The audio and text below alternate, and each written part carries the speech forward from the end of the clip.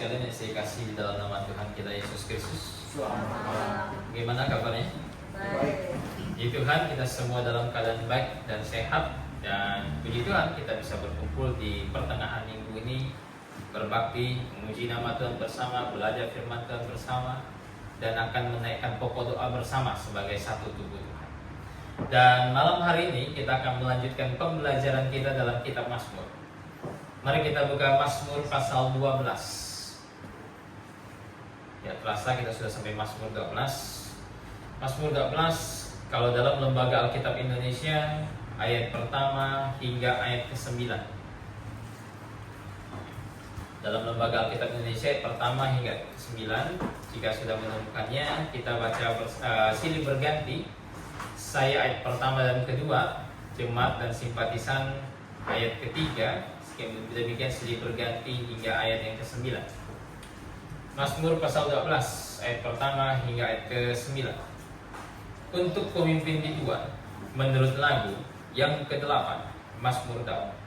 Tolonglah kiranya Tuhan, sebab orang saleh telah habis, telah lenyap orang-orang yang setia dari antara anak-anak manusia. Mereka berkata dusta yang orang yang lain. Mereka berkata dengan bibir yang manis dan hati yang bercela. Biarlah Tuhan mengerat segala bibir yang manis dan setiap lidah yang bercakap besar. Dari mereka yang berkata, dengan lidah kami menang, bibir kami menyokong kami, siapakah Tuhan atas kami.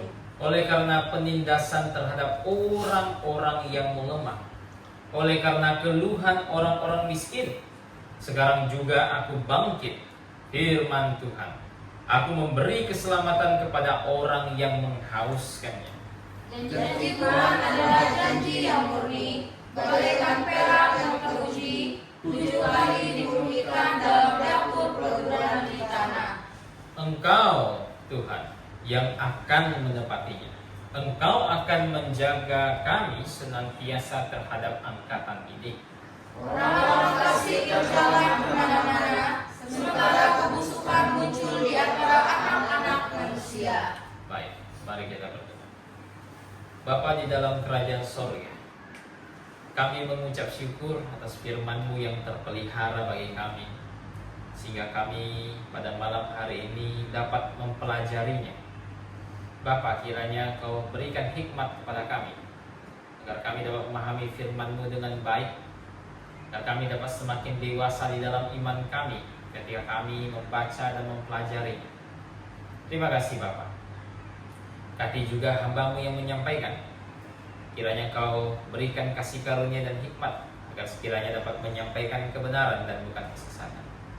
Terima kasih Bapa. Hanya di dalam nama Tuhan kami Yesus Kristus kami sudah berdoa dan mengucap syukur. Amin. Firman Tuhan merupakan satu bagian yang sangat-sangat penting bagi kehidupan manusia. Firman Tuhan, Alkitab itu bukan seperti buku pada umumnya. Kebanyakan orang salah ketika belajar firman Tuhan. Mereka salah pada premis awalnya.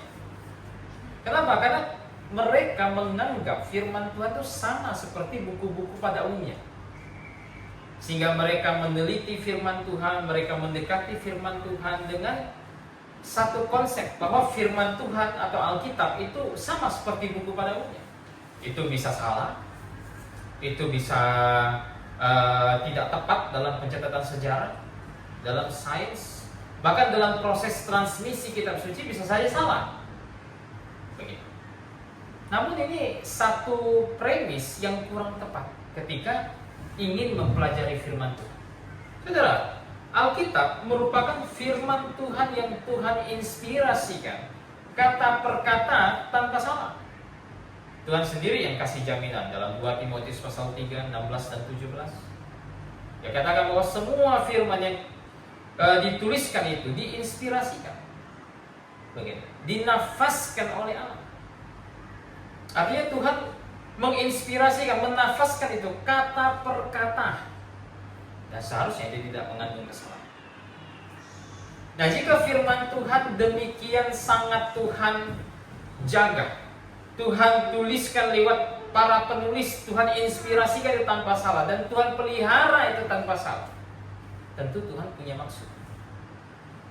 Dan salah satu maksud Tuhan untuk menjaga ini demikian murni adalah sebagai alat untuk membantu setiap orang percaya menghadapi berbagai kesulitan yang mungkin dia hadapi. Sebagai media di mana orang percaya bisa datang kepadanya, mempelajari firman-Nya agar mereka dapat menghadapi berbagai situasi di luar sana. Entah itu penganiayaan, entah itu penderitaan, apapun itu. Ketika situasi menjadi sulit, mereka masih punya firman Tuhan yang dapat membantu mereka, menguatkan mereka, memberikan mereka solusi, memberikan mereka prinsip-prinsip untuk menghadapi berbagai situasi tersebut.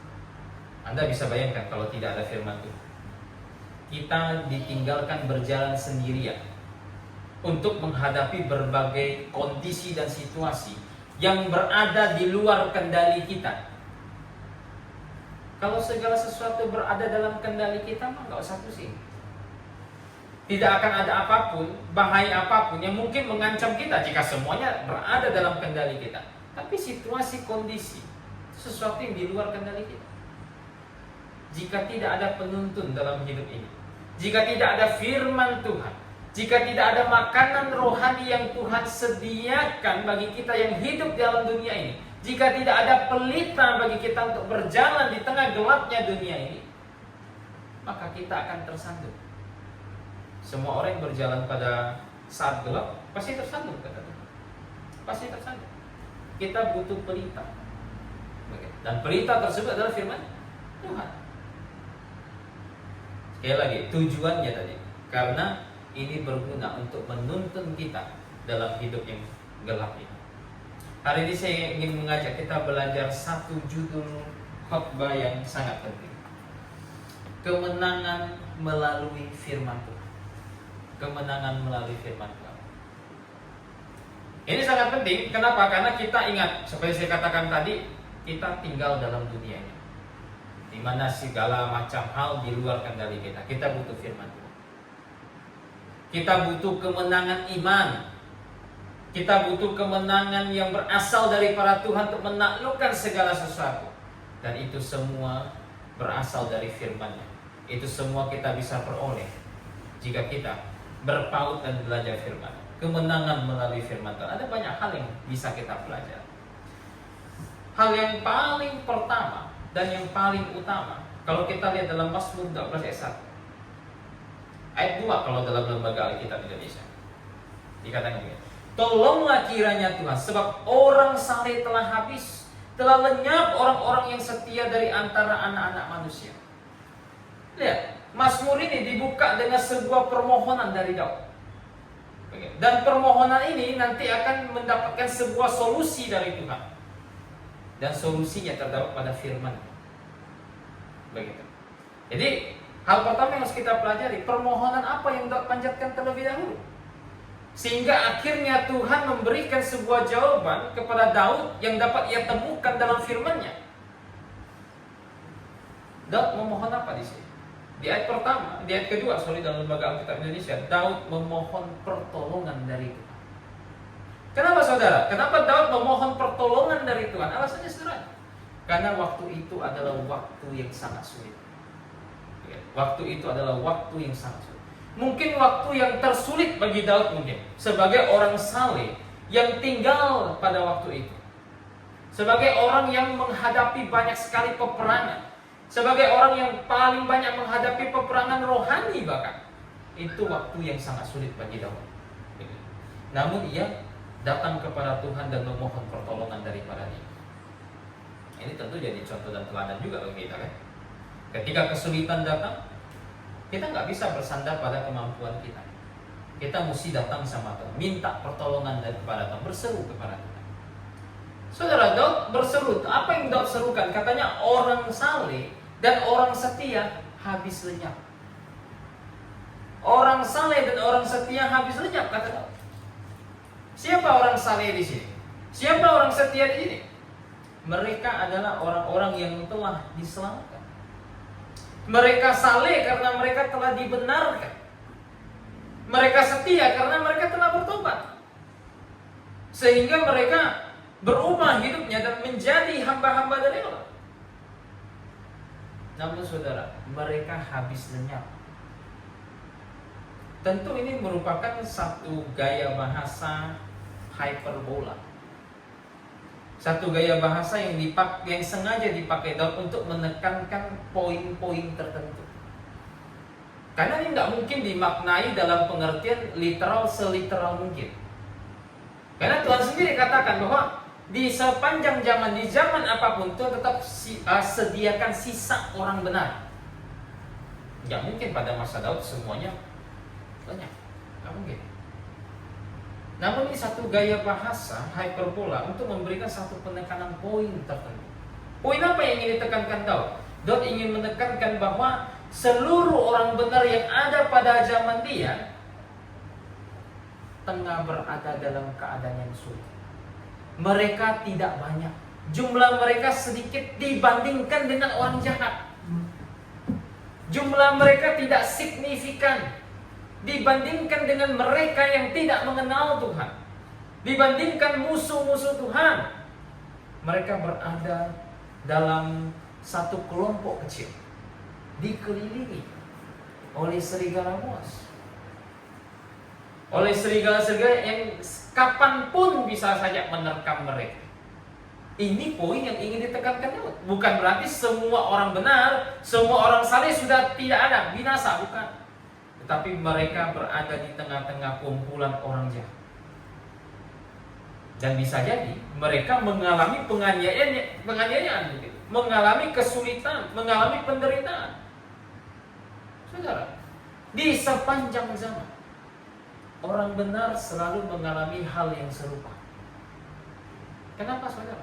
Karena orang benar itu tidak pernah memiliki jumlah yang lebih banyak dibandingkan orang fasik, dibandingkan orang jahat. Enggak mungkin. Tuhan sendiri katakan, bahkan menjelang akhir nanti, kata Tuhan, akan banyak kemurtadan, akan banyak orang mengikuti pengajaran setan-setan, akan banyak orang yang lebih suka mencari guru-guru yang menyenangkan telinga mereka.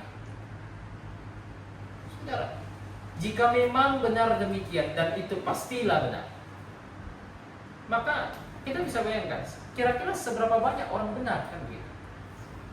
Sangat sedikit. Dan kalau kita berada dalam jumlah yang sedikit, kita tentu sedang dikelilingi oleh kegelapan. Maka kondisi dan situasi apa yang kita harapkan sebagai orang benar? Apakah kita berharap kita akan berada dalam keadaan damai? Dan tidak bisa. Kalau kita berharap kita berada dalam keadaan yang nyaman, yang tentram, seperti Taman Eden, tidak bisa, saudara. Kita semua harus selalu bersiap. Kenapa? Karena penderitaan bisa saja datang kapan saja. Penganiayaan bisa datang kapan saja. Kenapa? Karena kita tinggal dalam kumpulan yang kecil, di tengah-tengah serigala yang luas. Tidak jarang, terkadang darah yang harus tertumpah. Tidak jarang. Saudara, banyak abad yang lalu, kan banyak orang benar yang menentang gereja-gereja yang mengajarkan kesesatan. Dan salah satu poin berabad-abad yang lalu yang sangat diperdebatkan itu masalah baptisan. Orang-orang menentang gereja pusat, menentang gereja negara, yang mengajarkan bahwa seorang bayi boleh dibaptis. Sedangkan yang lain yang menentang itu berkata nggak boleh. Baptisan hanya boleh diberikan kepada mereka yang telah dewasa, kepada mereka yang telah bertobat dan percaya kepada Kristus. Bayi tidak bisa, karena bayi bukan orang dewasa. Mereka tak bisa tobat dan percaya. Hanya perkara satu ini. Berapa banyak orang benar yang akhirnya mati, menumpahkan darahnya, dibakar hidup-hidup, diadu dengan binatang, hanya gara-gara persoalan baptisan. Dan salah satu persoalan yang lain adalah perjamuan. Saudara, itu berabad-abad yang lalu.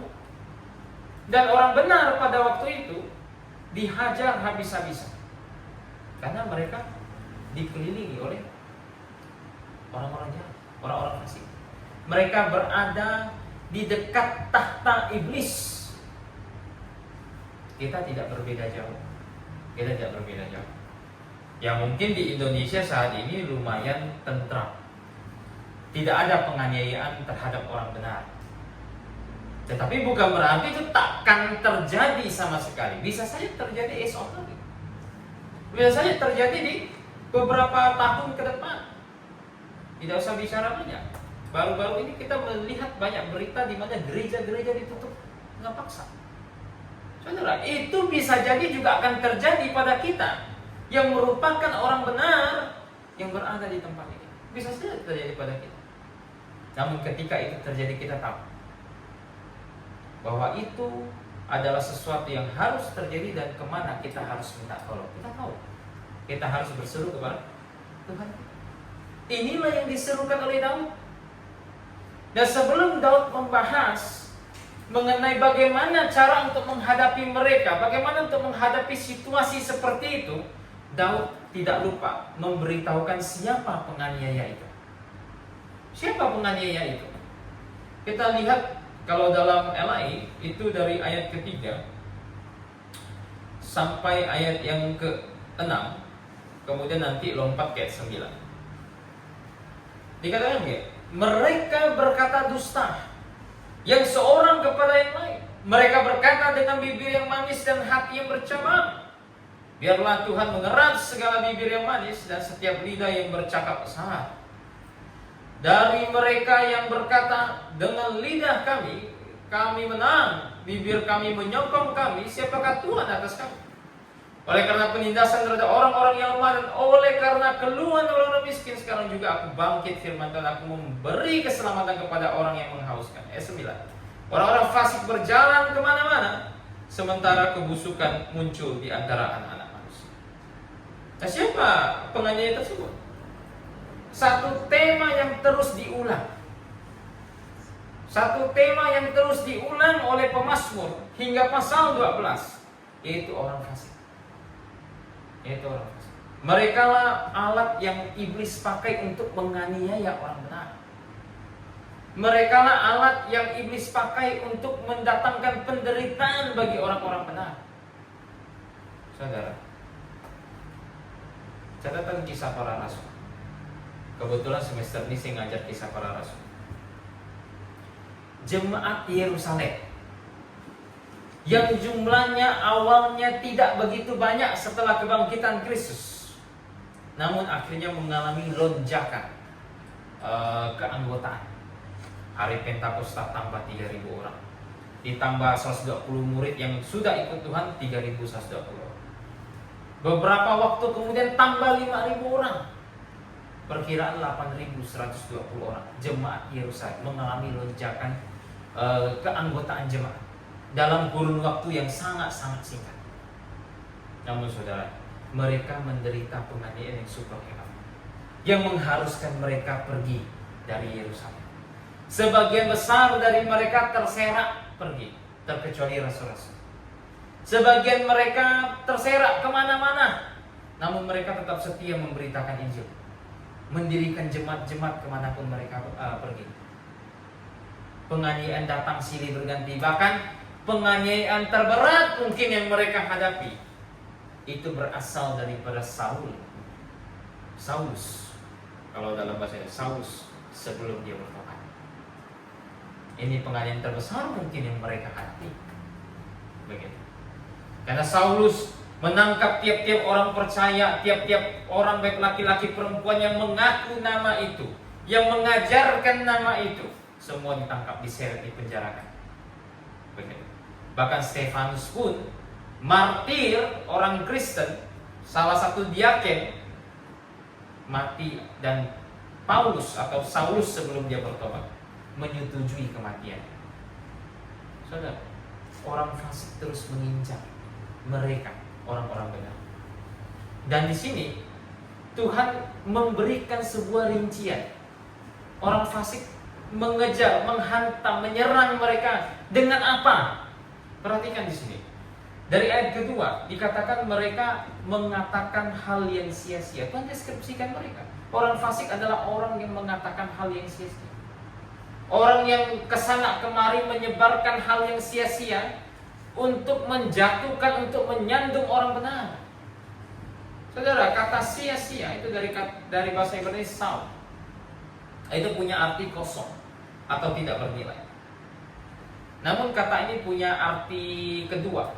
Arti utamanya kosong, tidak bernilai, tapi punya arti yang kedua, arti secondary lah. Itu penipu. Dan kata ini diterjemahkan dalam King James dengan kata sia-sia sangat sering, 40-an kali. Begitu, 40-an kali. Dan ini merupakan kata yang sangat tepat untuk mendeskripsikan orang-orang fasik. Mendeskripsikan apa yang mereka percakapkan, apa yang mereka utarakan. Dari sejak dulu sampai sekarang. Kalau sekarang perkataan sia-sianya lebih banyak lagi. Kemana-mana mereka masuk ke instansi pendidikan, mengajarkan teori evolusi, mengajarkan kepada banyak orang bagaimana cara melihat dunia ini, mengajarkan banyak orang mengenai filosofi dunia ini, mengajarkan kepada banyak orang apa itu manusia, apa tujuan hidup manusia. Dan semua yang mereka ajarkan tentunya itu adalah perkataan yang sia-sia. Kenapa? Karena apa yang mereka ajarkan itu semua tidak mengikut sertakan Tuhan, terlepas dari firman Tuhan. Bahkan bukan hanya orang-orang fasik yang non-Kristen, yang Kristen pun ada orang fasik. Orang-orang yang mencoba untuk mengajar firman Tuhan, yang tidak mengerti firman Tuhan dengan baik, mereka menyampaikan perkataan yang sia-sia. Kemarin kan, Rabu kemarin kita sedikit melihat dua arus deras dari teks Perjanjian Baru. Critical text, Textus Receptus. Orang-orang yang mengajarkan bahwa kita harus berpegang pada critical text. Ini kan orang-orang yang tidak mengerti. Mereka adalah penipu, mereka adalah orang-orang fasik. Mereka adalah orang-orang yang mengatakan perkataan yang sia-sia, mengajarkan kemana-mana pengajaran mereka yang dipengaruhi oleh rasionalisme Jerman, sehingga apa yang mereka ajarkan menyusup banyak instansi teologi. Dan akhirnya banyak sekolah teologi yang tidak percaya Alkitab tidak mengandung kesalahan, tidak percaya bahwa Tuhan turut bekerja dalam proses transmisi kitab suci. Mereka tidak percaya bahwa Tuhan menginspirasikan kitab suci tanpa salah dan memeliharanya tanpa salah. Dan itu tersusup ke berbagai macam denominasi dan masuk bahkan ke Kristen, kepada orang-orang Kristen awam dalam tanda kutip. Anda bisa bayangkan, mereka kan orang-orang yang mengatakan perkataan yang sia-sia. Dan berapa banyak orang yang disandung oleh mereka? Sangat-sangat banyak. Mereka tidak hanya orang yang berkata sia-sia, tapi mereka juga berbibir manis. Ayat 2-3 diulang 2 kali kata berbibir manis itu. Ini merujuk kepada pujian yang tidak tulus, kepada pujian yang tidak jujur. Ini bukan tipe mengasihi yang benar. Karena tipe mengasihi yang benar kan berbeda. Ini tipe orang yang di bibir ngomong manis tetapi hatinya penuh dengan kebencian. Nah, ini berbibir manis gitu. Ini mencakup mereka yang penipu, mencakup juga mereka yang penggosip gitu.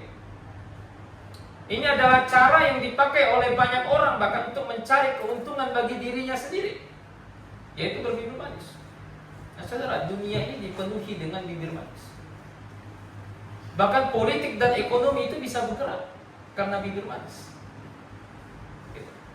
Seseorang bisa terpilih bahkan jadi pemimpin suatu negara, bisa jadi karena bibir manis begitu. Menjanjikan janji-janji yang akhirnya tidak dia penuhi. Saudara, dunia dipenuhi bibir manis. Tetapi bukan hanya dunia sekuler. Dunia yang berbau rohani pun dipenuhi oleh bibir manis. Saudara, mengapa orang bisa menerima guru palsu? Ya kan? Kenapa banyak orang menolak seorang pengajar pengajar yang benar, guru yang benar, yang mampu mengajarkan firman Tuhan dengan tepat, mampu membagi firman Tuhan dengan tepat, kenapa mereka tolak? Justru mereka terima guru-guru palsu. Alasannya sederhana, karena guru-guru palsu menggunakan bibir yang manis. Begitu. Menggunakan bibir yang manis. Saya baca satu buku beberapa waktu yang lalu, saya lupa kapan. Banyak tahun yang lalu, pemberitaan Injil itu mengalami praktek kemunduran yang hebat. Bukan dalam pengertian gereja tidak memberitakan Injil, bukan. Tetapi Injil yang diberitakan itu dibuat dengan metode-metode yang aneh, sehingga mengalami kemunduran.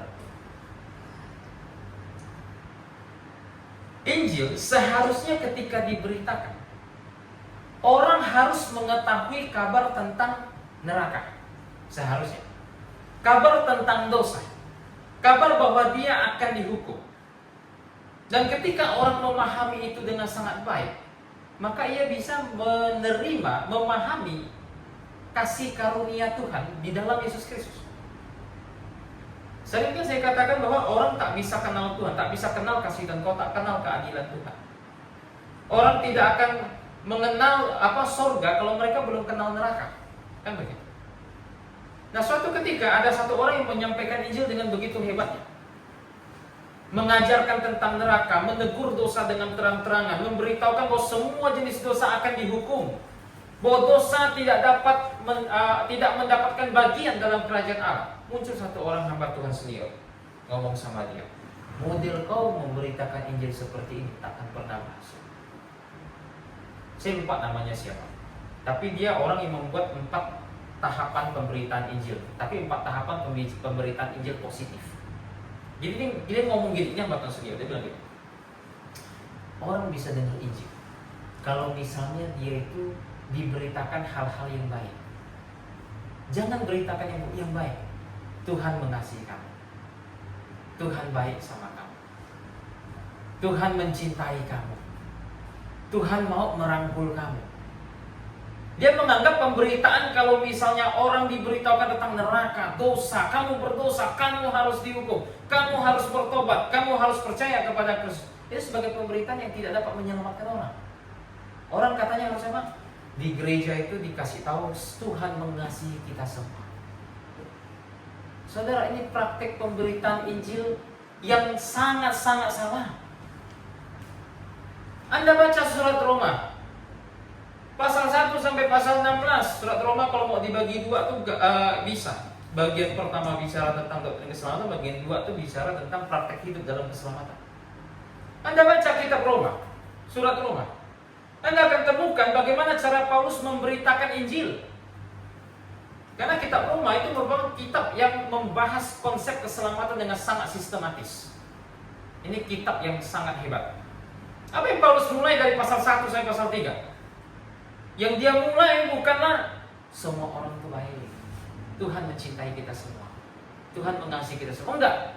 Pasal 1 sampai pasal 3, Paulus mendakwa mereka semua.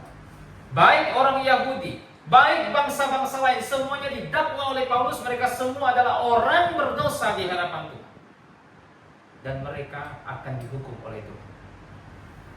Yang memiliki hukum dihukum dengan menggunakan hukum, yang tidak memiliki hukum dihukum tanpa hukum, kata Paulus.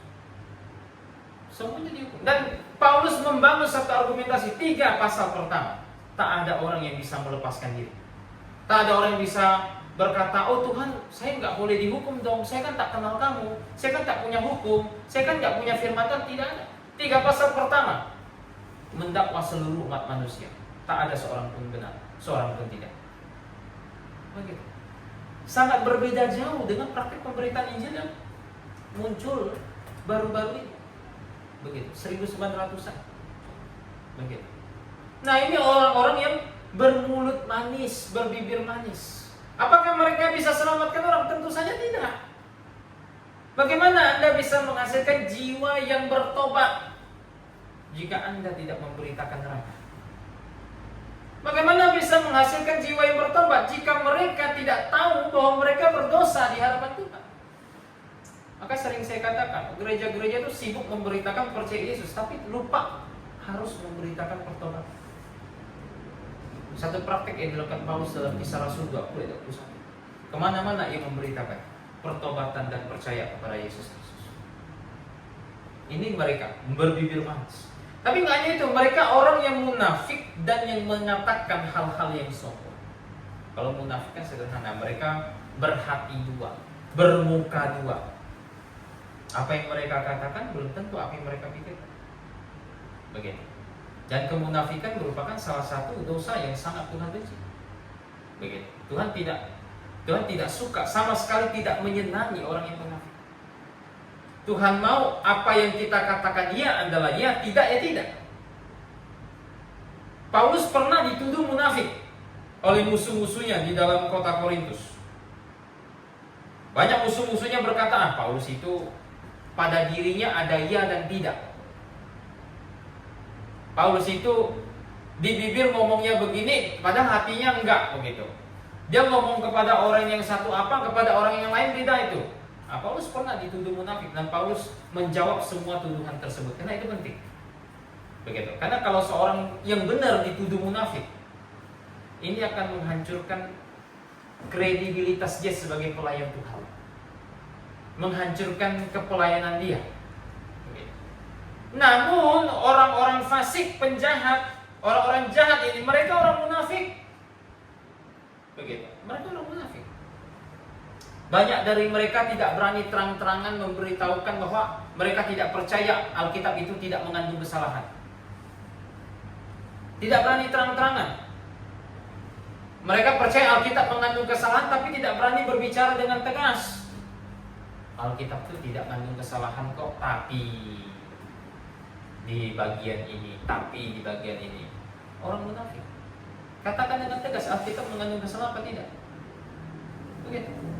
Dan mereka orang-orang yang berkata sombong. Saudara, sombong merupakan dosa yang paling fundamental. Begitu.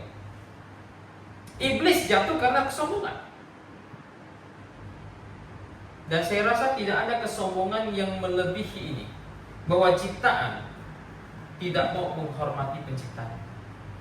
Bahwa ciptaan tidak mau mematuhi penciptanya. Saya rasa tidak ada kesombongan yang lebih parah daripada itu. Termasuk orang Kristen, jikalau mereka tidak mau menghormati penciptanya, jikalau mereka tidak mau mematuhi firman-Nya, saya rasa dia orang yang sangat sombong di hadapan Tuhan. Begitu. Ada banyak perintah Tuhan. Perintah tentang berjemaat, tidak boleh menjauhkan diri dari pertemuan berjemaat. Perintah tentang bagaimana harus berpakaian. Perintah bagaimana harus hidup saleh, harus hidup kudus di hadapan Tuhan. Perintah bagaimana menjaga bibir dan lain sebagainya. Banyak orang yang tidak begitu peduli akan hal ini. Maka saya rasa tidak ada kesombongan yang lebih parah daripada ini. Selain daripada ciptaan yang tidak mau menghormati penciptanya dan yang tidak mau mematuhi perintah. Nah, ini karakteristik dari orang-orang fasik. Dan Tuhan katakan orang-orang ini akan Tuhan hukum pada waktunya. Tuhan akan berdiri dan menghakimi orang fasik serta membebaskan orang benar. Akan tiba waktunya. Namun saudara, sampai hari ini Tuhan belum datang kembali untuk melakukan penghakiman tersebut. Tuhan masih mengizinkan kita untuk hidup di tengah-tengah dunia ini. Nah, sambil menantikan Tuhan datang untuk balaskan perbuatan mereka, bagaimana cara kita bisa menang atas mereka? Atas bibir manis mereka, atas perkataan sombong mereka, atas kemunafikan mereka. Bagaimana cara kita bisa menang atas mereka selama kita hidup di tengah-tengah mereka? Kita lihat ayat kalau di Lembaga Alkitab Indonesia berarti ayat ke-7. Ayat ke-7 sampai ke-8. Janji Tuhan adalah janji yang murni, bagaikan perak yang teruji, 7 kali dimurnikan dalam dapur peleburan di tanah. Engkau Tuhan yang akan menepatinya. Engkau akan menjaga kami senantiasa terhadap angkatan ini. Sebenarnya ayat 7 terjemahnya kurang tepat. Kata kami Yesusnya diterjemahkan jadi mereka. Engkau akan menjaga mereka senantiasa terhadap angkatan ini. Saya diterjemahkan mereka. Nah saudara, perhatikan. Tuhan tiba-tiba beralih dari membicarakan tentang permohonan Daud Orang benar dan saleh sudah habis lenyap. Mereka habis lenyap karena ditekan oleh orang fasik. Tiba-tiba di menjelang akhir dari Mazmur 12 dia berbicara tentang firman Tuhan. Berbicara tentang firman Tuhan. Nah, mengapa tiba-tiba Tuhan beralih tema begitu? Saudara, ini bukan beralih tema. Ini masih sesuai dengan apa yang sedang Daud tuliskan dari ayat pertama itu. Masih sangat sesuai. Karena gini, dalam pemahaman Tuhan, firman Tuhan, oleh daripada firman Tuhan kita dapat menang atas segala pencobaan. Dengan adanya firman Tuhan, maka kita dapat melawan si jahat tersebut. Dengan adanya firman Tuhan, maka kita bisa memadamkan panah api dari si jahat. Panah api dari mereka yang mungkin berupa perkataan mereka yang manis itu, yang mungkin berupa perkataan mereka yang sia-sia itu, yang mungkin berupa perkataan mereka yang sombong itu, semuanya dapat dipadamkan dengan firman Tuhan. Makanya Tuhan bukan tiba-tiba lompat membasmir, tidak. Tuhan sedang memberikan sebuah solusi untuk menghadapi semua serangan tersebut, dan solusinya ada pada firman Tuhan. Nah saudara, karena ini merupakan solusi yang Tuhan berikan, maka kalau begitu firman Tuhan menjadi bagian yang sangat penting. Dan karena ini menjadi bagian yang sangat penting, maka Tuhan mau memeliharanya untuk sepanjang zaman. Makanya muncul ayat ini di pertengahan Mazmur pasal 12. Maksud ayat 7 dan 8 yang barusan kita baca itu kan jelas, sangat jelas mengajarkan bahwa Tuhan janji akan tetap memelihara firman-Nya. Tuhan katakan firman-Nya murni. Ini kemarin saya baru ajarkan kepada mahasiswa. Firman-Nya murni. Murni artinya apa? Bebas dari kesalahan. Dan kemurniannya digambarkan seperti perak yang diuji 7 kali. 7 kan angka sempurna dalam Alkitab. Artinya dia sangat sempurna, tidak ada kecacatan dalam dirinya, tidak ada kesalahan dalam dirinya. Namun saudara, jikalau firman yang Tuhan inspirasikan tanpa salah itu hanya berhenti sampai di situ saja, maka hari ini kita tak akan punya firman Tuhan tanpa salah.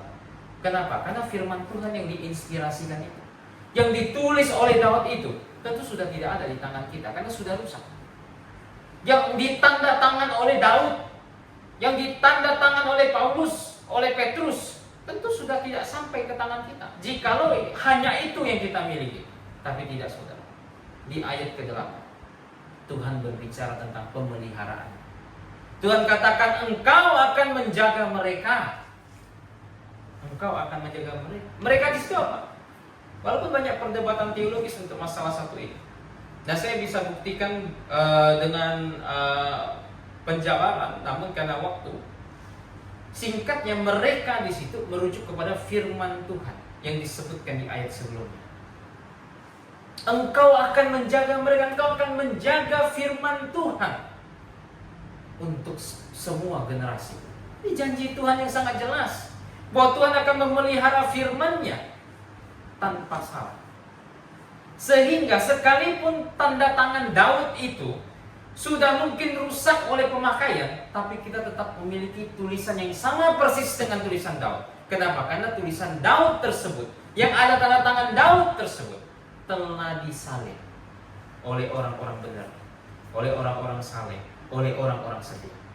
Disalin terus-menerus, dipakai terus oleh orang-orang benar, hingga sampai zaman gereja dipakai oleh gereja, dipakai oleh orang-orang kudus di masa gereja ribuan tahun. Begitu. Dan karena lewat proses-proses inilah Tuhan memelihara firman, dan sampai ke tangan kita, kita masih punya firman Tuhan yang sama persis seperti ketika Daud tulis, sama persis. Dan kenapa Tuhan mau lakukan ini? Karena tadi, kalau tidak ada firman Tuhan, bagaimana kita bisa menghadapi perkataan fasik? Bagaimana kita bisa menghadapi bibir manis mereka, penipuan mereka, kemunafikan mereka? Bagaimana kita bisa hadapi itu? Jikalau Tuhan tidak pelihara firman-Nya, jikalau kita tak punya firman-Nya. Tuhan katakan orang benar hidup bukan hanya dari roti saja, tapi dari setiap firman yang keluar dari mulut Allah. Tapi kalau kita tak punya itu, ya sudah habis binasa kita. Habis binasa. Maka dari sebab itu saudara, Tuhan perlu dan harus memelihara firman-Nya. Puji syukur kita punya firman Tuhan hari ini. Kita punya tulisan yang sama persis dengan tulisan Allah. Puji Tuhan. Bukan LAI sih, karena LAI kan terjemahan. Maka dari sebab itu saudara, ketika kondisi sulit apapun, ketika orang fasik datang menyerang, ketika ada serangan-serangan dari luar datang, kita mesti tahu kita punya pertolongan dari Tuhan. Kita bisa berseru kepada Dia lewat doa. Tapi yang terpenting lagi, kita punya firman. Baca itu, pelajari, supaya kita bisa memadamkan setiap mana api dan si jahat. Amin. Kita tutup dalam doa, minta kesediaan saudara Tigor tutup dalam doa. Dipersilakan.